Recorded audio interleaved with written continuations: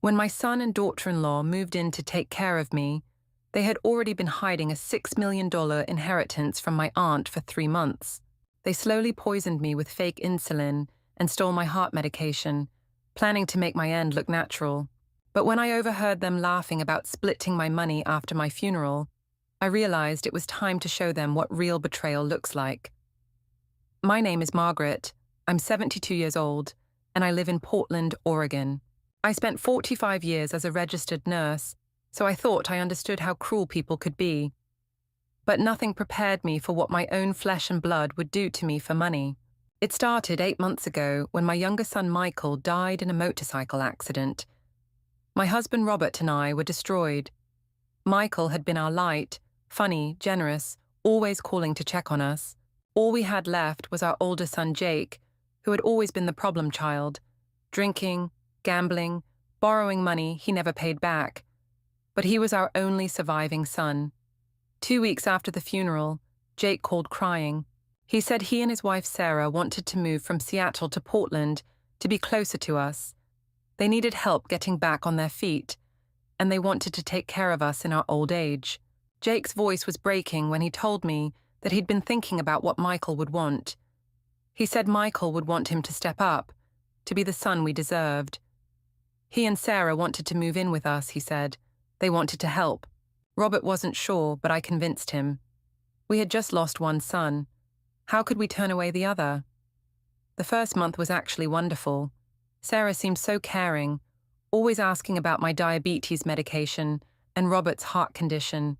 She worked for the Department of Social Services, so she knew about elder care. Jake appeared to be getting his life together, talking about finding steady work, being more responsible. Sarah would tell me that I'd spent my whole life taking care of other people, and now it was time someone took care of me. When she offered to help organize my medications, I was grateful. When she suggested managing our grocery shopping and errands, it seemed thoughtful. When Jake asked for access to our bank account just for household expenses, it felt reasonable. Jake explained that it would be so much easier if Sarah could just handle the bills and shopping. He said Robert and I shouldn't have to worry about those things anymore. But by the second month, things started feeling wrong. I woke up one morning feeling terrible, shaky, dizzy, my blood sugar completely out of control. I went to take my morning insulin, but the vial was nearly empty when it should have been half full. I called for Sarah and told her I needed to get to the pharmacy because my insulin was running low. She appeared in the doorway, looking concerned, but not urgent. "Are you sure, Margaret?" she said. "I just picked up your prescription 4 days ago." "I'm positive," I told her. "Something's wrong with the dosage." She examined the vial with a frown. "Margaret, are you sure you're not taking too much? Maybe you're getting confused about how much to inject." The word confused hit me like a physical blow. I had been managing my diabetes for 18 years without any problems. "I'm not confused," I said firmly. "I know exactly how much insulin I take." Of course, she said quickly. "I'll go get it refilled right now, but maybe we should mention this to your doctor, just to be safe." When she returned with the insulin, I caught a little smirk on her face when she thought I wasn't looking. The next week, I checked my bank balance at the ATM. The account showed $1,200 when it should have had over $4,800. My pension and Social Security had been deposited, but most of the money was gone.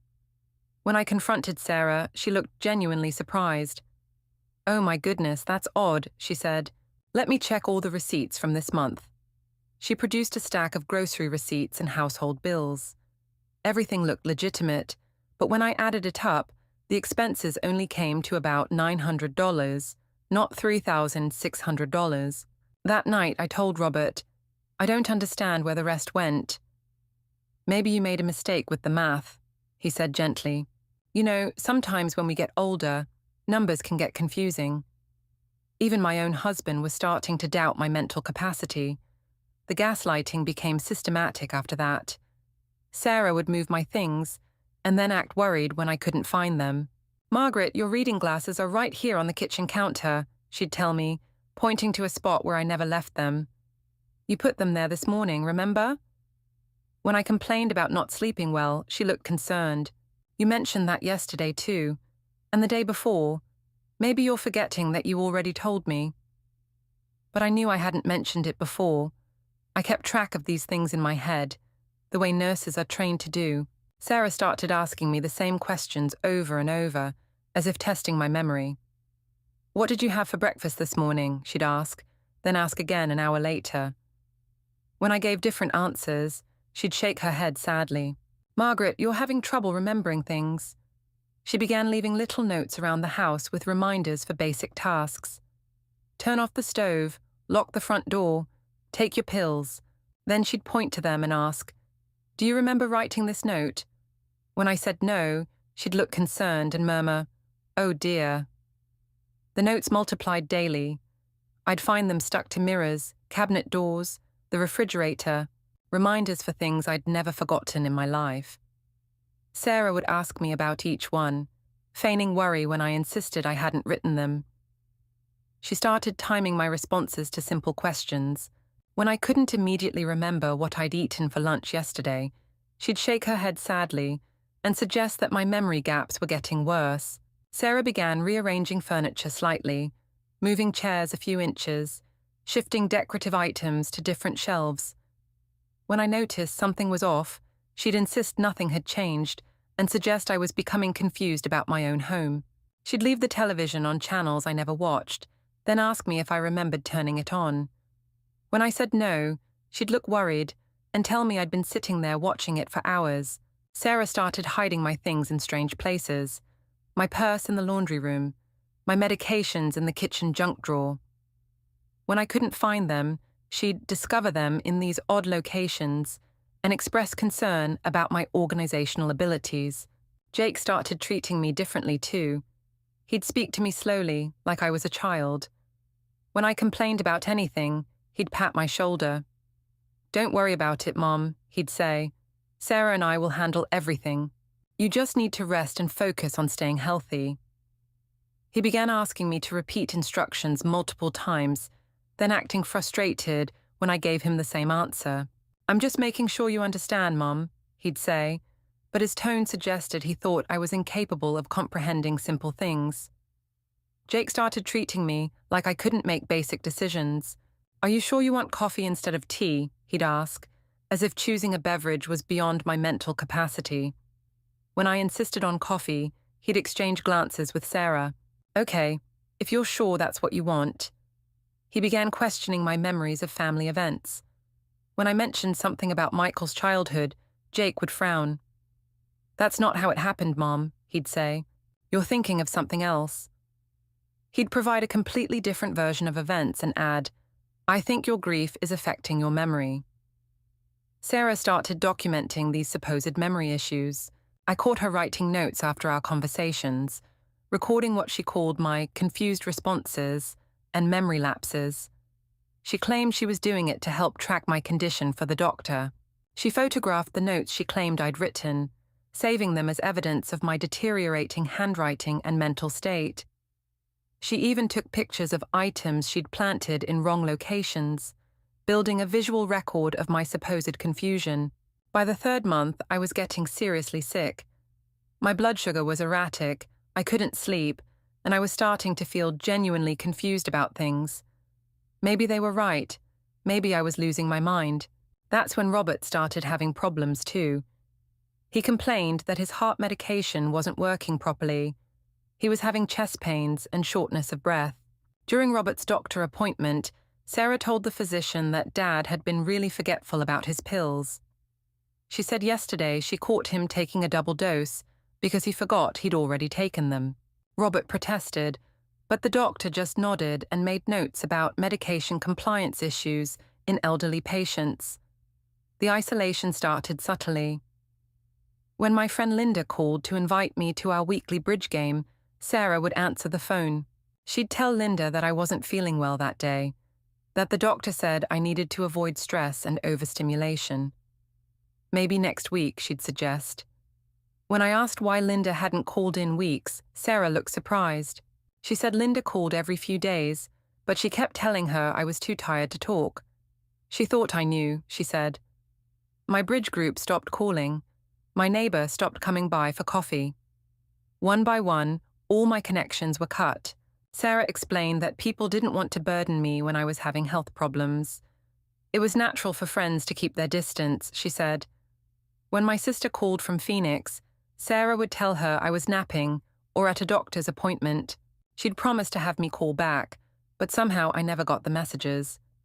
When I finally reached my sister myself, she was hurt that I hadn't returned her calls for weeks. My sister told me she'd been calling almost daily, worried sick about my health.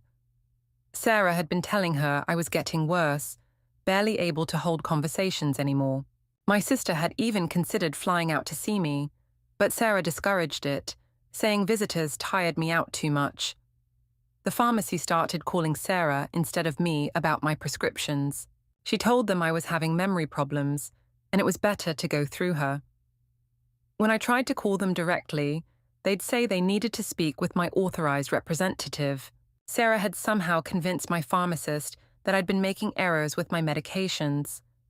She told them I'd called multiple times, asking for refills I'd already picked up, and that I'd been confused about dosages. They were relieved to have a responsible family member managing my care. My doctor's office started doing the same thing. Sarah had somehow gotten herself listed as my emergency contact and medical proxy. When I called to make appointments, they'd suggest I have Sarah call instead, since she was handling my medical affairs. The medical office staff told me that Sarah had explained I'd been having difficulties managing my own care. She'd presented them with documentation of my supposed memory issues and confusion about appointments. They thought she was being wonderfully attentive to my needs. Sarah began intercepting mail that came to the house. She'd sort through everything before I saw it, claiming she was trying to protect me from stress. Bills, medical correspondence, personal letters, everything went through her first. She told me she was filtering out unnecessary paperwork and junk mail that might confuse me. But I noticed that letters from old friends and family members had mysteriously stopped arriving altogether. When I asked about specific pieces of mail I was expecting, Sarah would look confused and suggest that maybe I was mistaken about expecting them. Perhaps my memory was playing tricks on me again. She started answering the door when visitors came by, having quiet conversations on the porch before sending people away. She'd tell me later that they'd just been salespeople or religious missionaries, no one important, but I could see through the window that some of these visitors looked like people I knew. When I asked Sarah directly, she'd insist I was mistaken, that I must have seen them from far away and gotten confused about who they were. My longtime neighbor, Mrs. Peterson, stopped coming by for our weekly coffee visits. When I asked Sarah about it, she said Mrs. Peterson had mentioned that she thought I seemed confused during their last conversation and decided it was better to give me space. But when I ran into Mrs. Peterson at the grocery store weeks later, she seemed surprised to see me. She said she'd stopped by several times, but Sarah always told her I was sleeping or not feeling well enough for visitors. She'd assumed I didn't want to see her anymore. Sarah had convinced my entire social circle that I was becoming increasingly frail and antisocial. People who had known me for decades started treating me like a delicate invalid who couldn't handle normal social interaction. By the 4th month, I was becoming truly ill. I could barely function, and Robert was having heart episodes every few days. That's when the accidents started happening. I slipped in the bathroom one morning. The floor was wet, though I hadn't showered yet. Sarah rushed to help me up, full of concern. She said I really needed to be more careful, and maybe we should get me a shower chair and some safety rails. The next week, I tripped on the stairs. There was a book lying on the step that hadn't been there moments before. Again, Sarah was right there to help. She said seriously that we really needed to think about my safety, that these falls could be very dangerous at my age. After I hit my head on a kitchen cabinet door that had been left open at exactly my height, I started to suspect these weren't accidents. The incidents escalated in frequency and severity. I found the bathroom floor mysteriously wet several more times, always when I needed to use the facilities urgently. Sarah would express concern about my balance and suggest that maybe I was having dizzy spells I wasn't remembering. Items appeared in my walking path constantly. Shoes left exactly where I'd step, getting out of bed. Magazines placed where I'd trip in the hallway. Every time I mentioned these obstacles, Sarah would look puzzled and suggest I must have put them there myself and forgotten. The kitchen became particularly hazardous. Cabinet doors were left open at head height repeatedly. Drawers were pulled out just far enough to catch my hip as I walked by. Spills appeared on the floor in spots where I regularly walked. Sarah began documenting these accidents meticulously. She'd photograph my bruises and take notes about each incident, claiming she needed to track the pattern for my doctor. She expressed growing concern about my coordination and awareness. She suggested installing security cameras in common areas to monitor my movements and help prevent future accidents. When I protested, she said it was for my own safety. What if I fell and no one found me for hours? Sarah talked about removing hazards from the house, area rugs I'd had for decades, decorative items that had never been problems before. She said elderly people needed a completely different environment to stay safe. She began following me around the house constantly, claiming she was worried about my stability. But her presence felt more like surveillance than protection. She'd watch me climb stairs, use the bathroom, even sit down in chairs, always ready to point out how I might be doing something unsafely. The accident started affecting my confidence. I began moving more cautiously, second-guessing my balance and coordination. Maybe I really was becoming unstable. Maybe these incidents were signs of normal aging that I was too proud to acknowledge. Sarah brought in a physical therapist to assess my mobility. The therapist seemed concerned about my recent history of falls and recommended several safety modifications. Sarah eagerly agreed to everything, positioning herself as the devoted caregiver, trying to protect her stubborn mother-in-law. Robert's condition was deteriorating alongside mine. He'd started having chest pains almost daily. His energy was completely gone. He spent most of his time sitting in his chair, looking pale and exhausted. When I expressed concern about Robert's health, Sarah would remind me that he was 75 years old, and these things were natural. She suggested that my own health problems were adding stress that was hard on his heart. Sarah started timing Robert's symptoms, documenting when he had chest pain or shortness of breath. She presented this information to his cardiologist as evidence that his condition was advancing rapidly and might need more aggressive treatment. The doctor recommended increasing Robert's medication dosages, not knowing that Sarah had already replaced his pills with ineffective substitutes. When Robert didn't improve, the doctor seemed puzzled but attributed it to the unpredictable nature of heart disease in elderly patients. Sarah suggested we needed to start planning for the possibility that Robert might need cardiac care.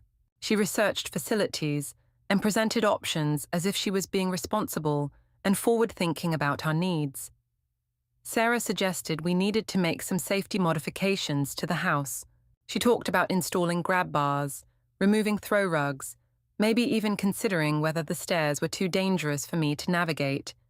Jake agreed enthusiastically. He said maybe it was time to think about a single-level living situation for me and Robert. Maybe assisted living would be safer. They brought in contractors to assess what modifications would be needed to make our home age-appropriate. The estimates were deliberately inflated, making it seem like staying in our house would be financially impractical. Sarah presented research about assisted living communities, emphasizing their medical support and safety features. She arranged tours of several facilities, positioning it as exploring options rather than making immediate plans. During these tours, she'd point out how much safer I'd be with 24-hour medical supervision. She'd mention my recent falls and memory issues to the staff, painting a picture of someone who really needed institutional care.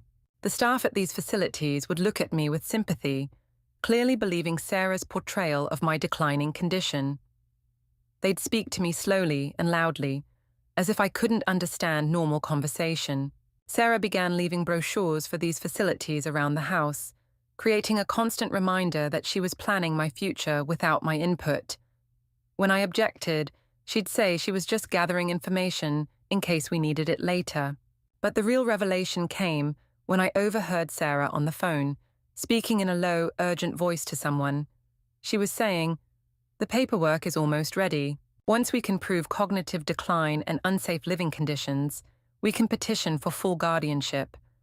Then we'll have complete control over all the assets." My blood turned to ice. Guardianship meant they would control everything: my money, my medical decisions, my entire life. That night, I lay awake thinking. Suddenly, everything made sense. The missing medication, the financial discrepancies, the isolation, the accidents. This wasn't neglect or confusion. This was a deliberate plan to destroy my health and steal my independence. But why? Robert and I had some savings and owned our house, but nothing worth this level of calculated cruelty. The answer came 2 days later, when I overheard Jake and Sarah talking quietly in the kitchen. I was supposed to be napping, but something in their tone made me creep closer to listen. Jake was saying, "The lawyer called again about the inheritance. Everything's ready to process once we get power of attorney." Sarah asked, "How much was it again?" Jake said, $6 million, plus the California properties. The old bat has no idea her rich aunt died and left her everything. I gripped the wall to keep from falling. Aunt Dorothy, my father's sister who had moved to California in the 1960s, had died and left me money. Jake continued, "The inheritance lawyers have been trying to contact her for months. Good thing I've been intercepting all the mail and phone calls." Sarah asked, "So what's our timeline?" Jake said, "We need to move faster. The estate lawyers are getting impatient. If Mum doesn't respond soon, they'll start sending investigators to check on her." Sarah told him, "Don't worry. By the time anyone comes looking for her, she'll be in a memory care facility, diagnosed with severe dementia. We'll be her legal guardians managing all her affairs. The money will be transferred to us for her care." Jake laughed and said, "Perfect. And if she accidentally takes too much insulin one night, well, diabetic emergencies happen all the time." Sarah added casually, "Or if Robert's heart finally gives out from watching his wife deteriorate. These things happen with elderly couples. The stress kills them both. They were planning to murder us. Not just steal from us or warehouse us, actually kill us. And they were going to use our own medical conditions to do it." I stood frozen in the hallway, my heart pounding. My own son, the baby I had carried, the child I had nursed through every illness, the man I had bailed out of trouble countless times, was plotting my death for money I didn't even know existed. Jake asked how much longer they thought they needed. Sarah replied that it wouldn't be long. She'd been gradually reducing my insulin doses and replacing some with saline solution. My blood sugar was becoming completely unstable. A few more weeks of this, and I'd either go into a diabetic coma or have a stroke. Either way, it would look completely natural. Jake asked about Dad. Sarah said she'd switched his heart medication for placebo pills 2 weeks ago. The stress of watching me get sicker, combined with no actual cardiac medication, she gave him 3 weeks, maybe a month. Jake said, "Jesus, Sarah was ruthless." Sarah replied that it was $6 million. For $6 million, she'd poison her own grandmother. They both laughed at that like it was the funniest joke in the world. Over the next few days, I heard more of their conversations. Sarah talked about which memory care facility would be best for housing me once I was declared incompetent. She'd already visited 3 places and had applications ready. She discussed the costs of different facilities with Jake, calculating how much of my inheritance money they'd need to allocate for my care. They wanted a place that looked good on paper, but wouldn't eat too much into their windfall. Sarah had researched the legal requirements for involuntary commitment to memory care. She knew exactly what documentation would be needed, and had been systematically building a case file of my supposed incompetence. She'd been photographing the house in disarray, staging scenes that would suggest I couldn't maintain a safe living environment. Dirty dishes left out, clothes scattered around, medications supposedly forgotten on counters, all carefully arranged when I wasn't looking.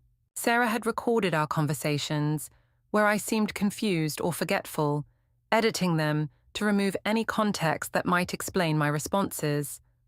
She'd compiled these recordings as evidence of my mental decline. Jake discussed which investment accounts they'd moved the money into once they inherited it. He'd apparently been researching offshore banking and tax shelters. He'd already consulted with financial advisors about managing large inheritances, presenting hypothetical scenarios about elderly relatives who might need care. The advisors had recommended trust structures that would protect assets while providing for long-term care costs. Jake had researched the California real estate market, where Aunt Dorothy's properties were located. He knew the current values and had already contacted real estate agents about potential sales strategies. They talked about selling our house and buying something bigger for themselves. Sarah wanted a place with a pool and a 3-car garage. They'd driven through expensive neighborhoods, picking out houses they might buy once the inheritance came through. Sarah had specific requirements. She wanted a gourmet kitchen, a master suite with a spa bathroom, and plenty of space for entertaining. Jake talked about paying off his gambling debts and maybe buying a boat. He'd been looking at marina slips and boat dealerships, planning his purchases for after we were gone. Sarah discussed quitting her job once they had the money. She was tired of dealing with social services bureaucracy and wanted to focus on volunteer work that would enhance her social status. They planned elaborate vacations using our inheritance money, European river cruises, African safaris, luxury resorts in the Caribbean. They spoke about these trips as rewards for having endured the unpleasant task of caring for us. The casual way they discussed destroying our lives was the most chilling part. They talked about our deaths like they were planning a vacation. Sarah mentioned that she'd been gradually increasing the dosage modifications to speed up the timeline. She was tired of maintaining the pretense of caring for us and wanted to move to the final phase. Jake worried about the inheritance lawyers getting impatient, but Sarah assured him that once I was declared incompetent, she could legally respond to all correspondence on my behalf. The lawyers would never know they weren't dealing with me directly. They discussed backup plans in case their scheme was discovered. Sarah could claim she was trying to help confused elderly people who weren't taking their medications properly. Jake could say he was just trying to protect his parents' assets from poor financial decisions. Sarah had researched similar cases where family members had successfully gained control of elderly relatives' assets. She knew exactly how to manipulate the legal system and had contingency plans for every possible complication. They talked about what they'd tell people after we died. Sarah would be the grieving daughter-in-law who'd done everything possible to care for us. Jake would be the devoted son who'd sacrificed to help his aging parents. They'd already planned our funerals, discussing what kind of service would generate the most sympathy for them as our survivors. They wanted people to see them as heroic caregivers who'd been overwhelmed by the tragedy of watching us decline. The most horrifying part was how they discussed Robert and me as obstacles to be removed rather than people with feelings and lives worth preserving. We weren't family to them. We were inconvenient impediments to their financial goals. I crept back to my room, my mind racing. I had to do something, but who would believe me? They had spent months making me look confused and unreliable. Sarah worked in social services. She knew exactly how to manipulate the system to make elderly people look incompetent. But I had one advantage they didn't know about. I was still a licensed nurse with contacts in the medical community. More importantly, the medication tampering had made me sick, but it hadn't destroyed my mind. I was still sharp enough to fight back. The next morning, while Jake and Sarah were out running errands, I made my move. I called my longtime physician, Dr. Anderson, and asked for an emergency appointment. I told Dr. Anderson I needed to see him immediately, that I believed someone was tampering with my medication. He said that was a very serious accusation and asked if I was certain. I told him I was positive and that I needed blood tests to prove it. He agreed to see me that afternoon. I told Sarah I was going for a walk, then took a taxi to his office. The blood tests confirmed everything. My insulin levels were completely wrong for someone taking prescribed doses. Dr. Anderson looked grim as he showed me the results. He said the numbers indicated I was either not taking my medication properly or I was taking something that wasn't insulin. I told him my daughter-in-law prepared all my medications and filled my weekly pill dispenser. His expression grew very serious. He said if someone was deliberately tampering with a diabetic's insulin, that constituted attempted murder. He was going to give me new prescriptions, and he wanted me to fill them myself. I shouldn't let anyone else handle my medications. Dr. Anderson also ran tests on Robert when I brought him in secretly the next day. Robert's cardiac medication levels were virtually non-existent in his bloodstream, despite his insistence that he'd been taking his pills faithfully. Armed with proper medication and a clear mind for the first time in months, I began planning my counterattack. First, I needed evidence. I bought a small digital recorder and began documenting everything. I also started using my phone to secretly record Jake and Sarah when they thought I was asleep. The evidence I gathered was horrifying. I recorded Sarah replacing my insulin with what looked like water. I captured Jake talking about moving money to accounts I'd never heard of. I filmed them laughing about how easy it was to fool the old idiots. I recorded Sarah on the phone with someone, discussing the timeline for getting me declared incompetent. She was apparently working with a lawyer who specialized in elder guardianship cases. I captured Jake talking to his bookie about how he'd be able to pay off his gambling debts soon. He said his inheritance was coming through any day now. But the most damning evidence came when I pretended to have a diabetic emergency. I lay on the bathroom floor, pretending to be unconscious, while secretly recording with my phone. Instead of calling 911 immediately, Sarah stood over me and waited. For 8 full minutes, she just watched me, occasionally checking my pulse. Finally, she called Jake. She told him calmly that she thought this might be it, that I was going into a coma. She asked if she should call paramedics now, or wait a little longer to see how deep I went. Jake's voice came through the phone, telling her to wait another few minutes. They should see if I came out of it naturally. If not, then they'd call for help. They were literally waiting for me to die. During those 8 minutes, Sarah made other phone calls. She called the guardianship lawyer and told him it looked like they might need to expedite the paperwork. She called the memory care facility and asked about immediate admission procedures. She even called Jake's bookie and told him the money situation might be resolved sooner than expected. All while I lay on the floor, supposedly dying. I had enough evidence to send them both to prison, but I wanted something more. I wanted them to understand exactly what they had lost by betraying me. Using information I had overheard, I contacted the law firm in Los Angeles that was handling Aunt Dorothy's estate. It took some convincing. They had been expecting to hear from Jake, who had apparently been intercepting their communications, but I eventually proved my identity. The inheritance was even larger than I had overheard. Aunt Dorothy had been incredibly successful in California real estate. She'd developed several shopping centers and owned apartment complexes throughout Orange County. The total value of cash and properties was $6 million. The lawyers explained that they'd been trying to reach me for 4 months. They'd sent certified letters, called repeatedly, and even hired a private investigator to locate me. But somehow all their communications had been blocked. They were relieved to finally reach me directly. The estate had been in limbo, and they'd been preparing to involve the courts to locate the beneficiary. The lawyers arranged for me to fly to Los Angeles to handle the paperwork personally. I told Jake and Sarah I was visiting an old nursing school friend for a few days. Sarah asked with fake concern if I was sure I was well enough to travel. I assured her I'd be fine, that it was just a short trip. While I was gone, they probably thought they were in the final stretch of their plan. They had no idea I was in California signing documents that made me one of the wealthiest women in Oregon.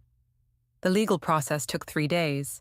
I had to sign dozens of documents, meet with tax attorneys, and set up new banking arrangements. The lawyers were incredibly helpful, explaining that Aunt Dorothy had specifically requested the inheritance be kept confidential until I claimed it personally. She'd apparently been worried about family members who might try to take advantage of me if they knew about the money in advance. When I returned home, they had clearly been busy. More money was missing from my checking account, and they had started removing family photos and personal items from the house. Jake explained when I asked about the missing pictures that they'd thought they'd redecorate a little, give the place a more modern, updated look. They were already erasing me from my own home. Sarah had apparently used my absence to accelerate her plans. I found paperwork hidden in her room, indicating she'd already applied for guardianship and had a court date scheduled for the following month. She'd also been meeting with real estate agents about selling our house. I found business cards and preliminary market evaluations in her purse. I waited for them to make their final move. It came on a Thursday morning when Sarah presented me with a stack of legal documents. She told me that she and Jake had been consulting with an elder law attorney about my situation. Given my recent health problems and memory issues, they thought it would be best if they took over managing my financial affairs, just temporarily, until I was feeling better. The papers were guardianship documents. If I signed them, they would have complete legal control over my life and assets. I told her I needed time to think about this. Sarah replied smoothly that of course I could think about it, but the attorney said there were some urgent tax issues that needed immediate attention. The IRS was asking questions about unreported income. More lies. They were getting desperate. That evening, I heard them on the phone with someone, probably their lawyer. Jake was saying that I was hesitating, and maybe they needed to force a medical crisis. Sarah offered to increase the insulin manipulation and create a real emergency this time. Jake told her to do it, that he was tired of waiting around. "Let's finish this," he said. That was the final piece I needed. They had just confessed to attempted murder, and I had it all recorded. The next morning, I called Jake and Sarah into the living room where I had my laptop set up. I told them calmly that I had something important to show them both. They sat down on the couch, probably expecting me to sign their guardianship papers, or maybe tell them I was checking myself into a care facility. Instead, I opened my laptop and showed them my new bank account balance, $6 million. The color drained from both their faces completely. I asked pleasantly if they were surprised. It turned out Aunt Dorothy had left me quite a bit more than they thought. I'd claimed the entire inheritance myself last week. Jake's mouth fell open. Sarah looked like she was about to vomit. I told them not to worry, that I had something special for them too. I played the recording of their conversation about speeding up my death. Then I played the video of Sarah replacing my insulin with saline solution. Then I played Jake talking about moving my money to secret accounts. With each piece of evidence, they seemed to shrink smaller into the couch cushions. I told them calmly that here's what was going to happen. They had exactly 1 hour to pack their belongings and get out of my house. They would never contact me again. They would never come near me again. They would never mention my name to anyone. If they violated any of these conditions, I would have them both arrested for attempted murder, elder abuse, and financial fraud. Jake started to say, "Mom, please," but I held up my hand. I told him I was not his mother anymore. The son I raised would never have tried to murder his own parents for money. I didn't know who he was, but he wasn't my child. Sarah tried to speak, but I cut her off. I told them I'd already spoken with the police and the district attorney's office. They were very interested in their little scheme. The only reason they weren't in handcuffs right now was because I wanted to give them this one opportunity to disappear quietly. They packed in complete silence. Sarah moved mechanically, throwing clothes into suitcases with shaking hands. Jake kept glancing at me like he wanted to say something, but every time he opened his mouth, he seemed to think better of it. As they loaded their car, Jake finally approached me one last time. His face was pale, his eyes darting around like a cornered animal. He started to say something about how things had gotten out of hand, how they'd never meant for it to become so serious. I cut him off immediately. I told him there was nothing accidental about poisoning someone's insulin or replacing heart medication with sugar pills. There was nothing unintentional about waiting 8 minutes while someone appeared to be dying. They had planned every detail of our murders, and now they were caught. Jake's mouth snapped shut. He stared at me for a long moment, and I saw the exact moment he realized there would be no forgiveness, no second chances, no family reconciliation. The son I had raised was truly gone. I watched them drive away, and I felt nothing. No sadness, no regret, no anger. Just emptiness where my love for my son used to be.